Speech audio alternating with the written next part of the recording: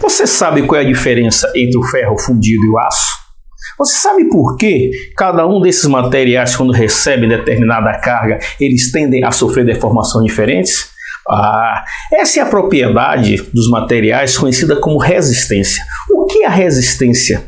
A resistência é exatamente uma propriedade dos materiais que está relacionada com a capacidade que cada material tem de absorver determinada carga e sofrer deformações sem que chegue ao seu limite, ou seja, sem que chegue à sua ruptura.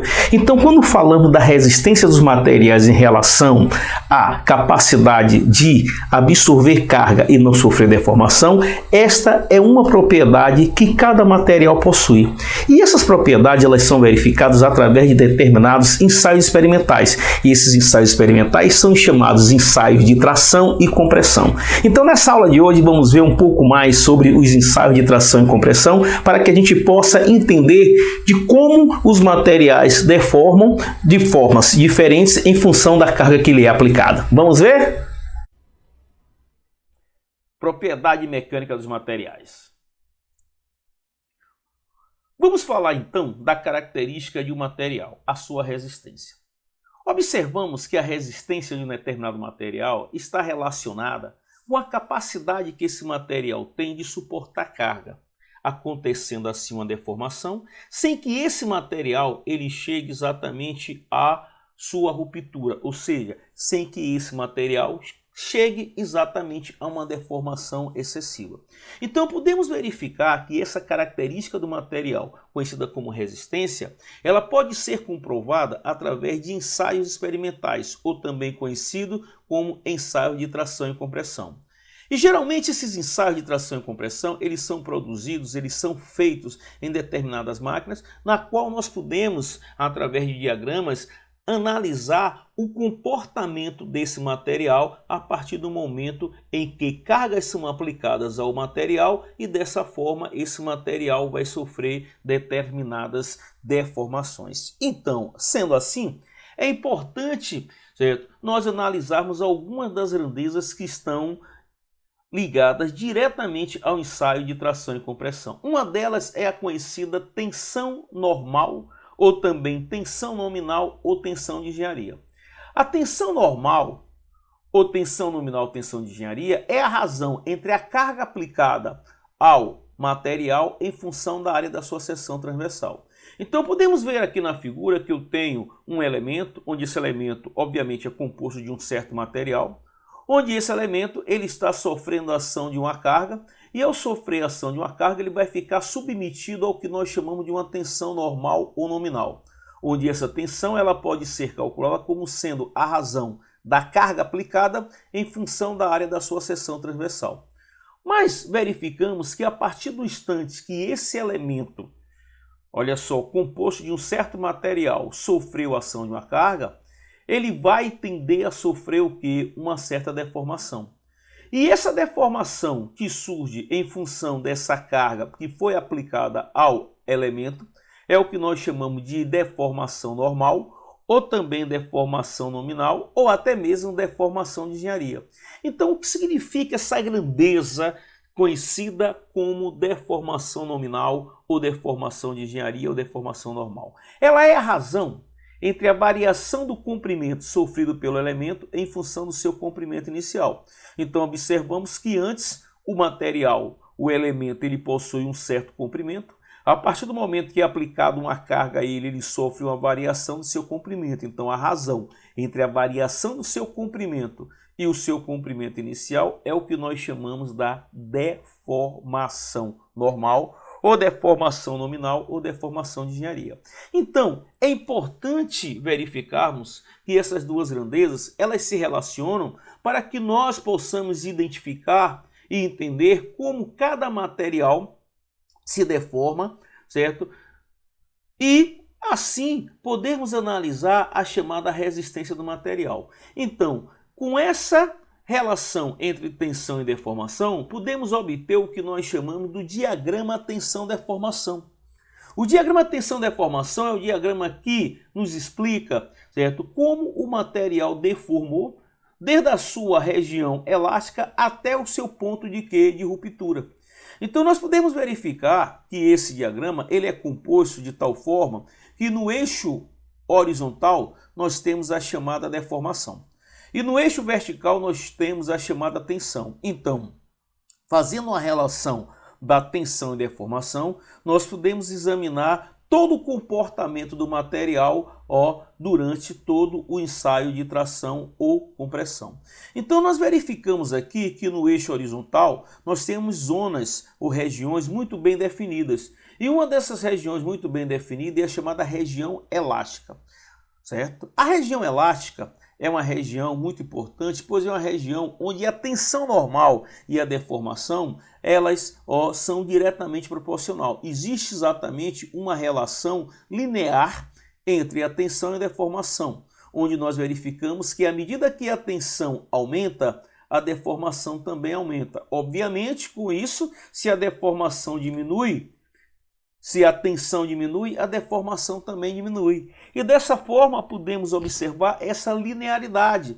Então, verificamos que se você diminui a tensão, o elemento ele volta para as suas condições iniciais. Então isso mostra aqui nessa região, conhecida como região elástica, essa capacidade do material de ser o quê? De ser elástico. Ele poder retornar às suas condições iniciais quando você simplesmente diminui a carga ou evidentemente, como estamos falando, você diminui o que nós chamamos de quê? Da tensão. Porém, essa região elástica, ela não é, olha bem, indefinida. Ela, na verdade, tem um limite. E você vai observar que para esse limite nós temos exatamente uma tensão, a chamada tensão limite de elasticidade. Então, para a tensão limite de elasticidade, nós podemos dizer o quê? Que valores de tensões abaixo da tensão limite de elasticidade faz com que o material permaneça ainda na sua região elástica. Mas se de repente você aumentar essa tensão acima do limite de elasticidade, o material ele sai da zona elástica e vem exatamente para o que nós chamamos da zona plástica, onde nessa zona plástica ele vem para essa região conhecida como região de escoamento, muito importante, olha só. A região de escoamento ela já passa a ser uma região onde para um pequeno aumento de tensão acima do limite de elasticidade resultará já em um colapso do material e fará com que ele se deforme permanentemente. Ou seja, é interessante verificar que a partir do instante que o material ele passa para essa zona de escoamento, ele não retornará mais ao seu regime o que? Elástico. Sendo assim, ele sofrerá o que nós chamamos uma deformação permanente. E aí nós vamos observar que nessa região plástica, algo de importante acontece, pois se nós continuarmos aumentando essa tensão, o nosso material ele passará agora para outra região plástica, conhecida como endurecimento por deformação. Nós vamos observar que nessa região de endurecimento por deformação, à medida que a tensão vai aumentando, a deformação também aumenta. Porém, ela não é mais de forma linear. Nós vamos observar que quando o escoamento estiver terminando, pode-se aplicar uma carga adicional ao corpo de prova, o que resulta em uma curva que cresce continuamente, mas torna-se mais achatada, até atingir o que nós chamamos do limite de resistência. Então, olhe bem, olha como é interessante, você verifica que nessa região de endurecimento por deformação, a tensão vai aumentando, a deformação também, e você chega aqui em um limite de resistência. Opa! O que é o limite de resistência? É exatamente o ponto onde você chega exatamente a maior tensão aplicada ao material. Certo? Você verifica que nesse momento, certo, o material ele está sofrendo uma determinada tensão, certo? A tensão aumentou, a sua área da seção transversal basicamente ainda continua constante, mas você verifica que a partir desse instante aqui começa a acontecer algo interessante. O material ele não mais resiste à deformação e nesse exato instante a sua área de seção transversal começa exatamente a mudar, começa a sofrer uma variação e diminuir. E aí nós entramos na zona conhecida como zona de estricção, o material começa a sofrer estricção. Então nós podemos observar que no limite da resistência a área da seção transversal começa a diminuir. em uma região localizada do corpo de prova. E nesse instante, à medida que essa região, que essa área da seção vai diminuindo, a tensão é evidente, ela vai diminuindo. E aí nós chegamos exatamente no que nós conhecemos como a chamada tensão de ruptura do material. Então é importante verificar que a tensão de ruptura é uma tensão menor que a tensão limite de resistência. E nós podemos dizer que o material, à medida que ele vai sofrendo a fricção, a sua área vai diminuindo até chegar à ruptura. Então é importante verificar nesse gráfico, certo, como o material ele sofreu uma variação de tensões e uma variação de deformação até chegar à sua ruptura.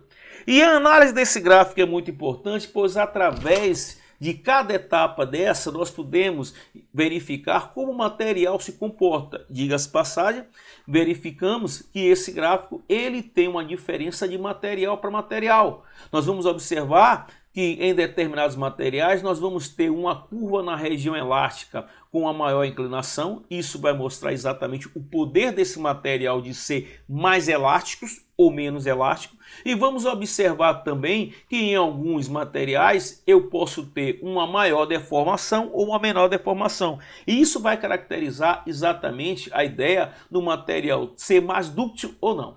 Então, quando nós falamos exatamente dessa situação, nós podemos entender melhor ainda o que vem a ser a fricção. Então, como eu falei para vocês, a fricção é exatamente a última etapa da região plástica.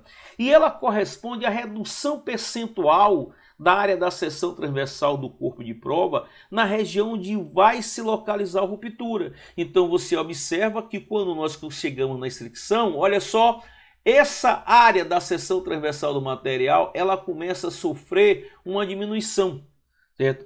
A fricção ela determina a ductibilidade do material. Quanto maior for a percentagem de fricção, mais dúctil será o material. Então é muito importante verificar então que a fricção é uma característica de todo e qualquer material dúctil.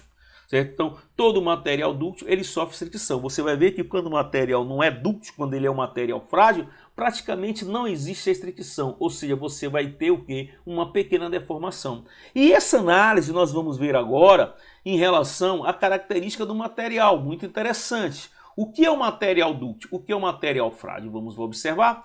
O material dúctil, material que possa ser submetido a grandes deformações antes de sofrer a ruptura. Então você veja que esse gráfico ao lado, ele mostra exatamente o comportamento de material dúctil desde a sua zona elástica até a sua zona de ruptura. Nós podemos ver que para o material dúctil eu tenho uma deformação considerável. Você observa que ele passa por todas as etapas. Etapa elástica, etapa do endurecimento, do escoamento, do endurecimento, exatamente aqui da ruptura. Você veja que nós temos uma deformação muito grande desde o momento inicial até o momento final.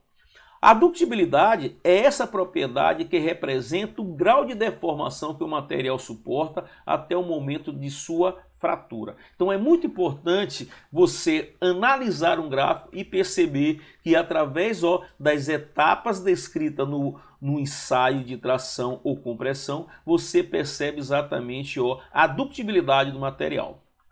Quando falamos de materiais frágeis, nós queremos falar do que? O que é o material frágil? Isso aí é muito importante, sim. É aquele material que exibe pouco ou nenhum escoamento antes da falha. São denominados material frágil. Então você vai ver que o material frágil ele não tem escoamento. Observe que você tem a região elástica. Após a região elástica, você já passa aqui para a região de endurecimento e você tem o que? A ruptura. Observe que você, certo, quando olha para um gráfico como esse, que é um gráfico de um material frágil, você não tem o que nós chamamos da fricção. Então o material frágil você não vai perceber